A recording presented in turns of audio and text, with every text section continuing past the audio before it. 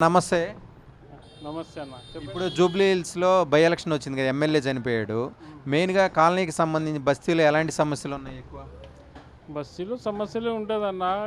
పని చేసేవాళ్ళు దీని మధ్యలో నడుస్తున్నారు. మా సిఎన్ రెడ్డి కార్పొరేటర్ కానీ ఎల్లప్పుడూ అందుబాటులో ఉంటాడు ఆయన.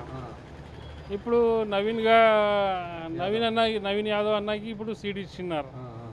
ఇప్పుడు మంచిగా పర్ఫార్మెన్స్ నడుస్తున్నది కాంగ్రెస్ది. ఎందుకంటే ఈ కార్పొరేటర్ సిఎన్ రెడ్డికి చూసి ఆడదాకా కొంచెం ఇంప్రెస్ వచ్చినది. మళ్ళీ దాన్ని చూసి మళ్ళీ రేవంత్ రెడ్డి దాకా వచ్చింది. ఎందుకంటే ముందు టీఆర్ఎస్ గవర్నమెంట్ ఉండే, అప్పుడు సమస్య వేరేది ఉండే. ఇప్పుడు 2 years నుంచి కాంగ్రెస్ ప్రభుత్వం వచ్చింది. రేషన్ కార్డు లేకుండే పబ్లిక్కి, కొంతమందికి రేషన్ కార్డులు వచ్చింది.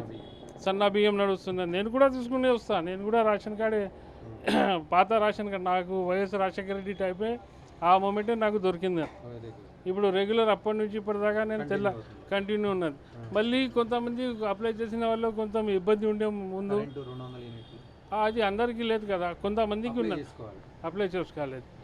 అది యూనిట్ కరెంట్ ఎంత వాడుతుందో దాన్ని బట్టి ఉన్నది కదా. ఏసీలు వాడుతున్నారు, వైఫై వాడుతున్నారు అంటే 200 యూనిట్లు ఫ్రీ పెరుగుతుంది. దాని సమస్య ఎట్లా లేదు. ఫ్రీ బస్ అంటే తిరుగుతున్నారు పబ్లిక్, అందరు లేడీస్ తిరుగుతున్నారు. ఎంప్లాయీస్ అంటే కొంచెం ఫ్రీ బస్ లేడీస్ తిరుగుతున్నారు కదా అన్న, చాలా మంది తిరుగుతున్నారు. అట్లా ఏం లేదు.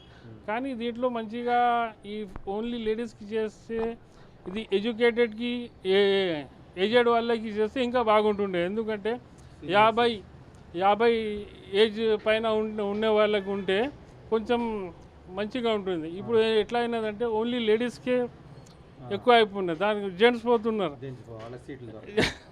ఇది ఉన్న సమస్య. దాంట్లో ఏం లేదు, మంచిగా ఉన్నది పని. కానీ ఇప్పుడు కొత్త గవర్నమెంట్ అన్నా, ఇగో సెట్ కావాలంటే కొత్త సంసారం పెళ్లి చూసుకున్న తర్వాత సంసారం వెంటనే సెట్, కొంచెం ఇబ్బందులు వస్తాయి. పెద్దోళ్ళు దాన్ని గమనించి కొంచెం ఫాలో చేసుకుని గట్టిగా సెట్ చేసుకోవాలి. అది ఉన్నది. ఇప్పుడైతే ఇక్కడ నవీన్ యాదవ్ గెలిచే అవకాశం ఉన్నది. ఇప్పుడు ఉంది.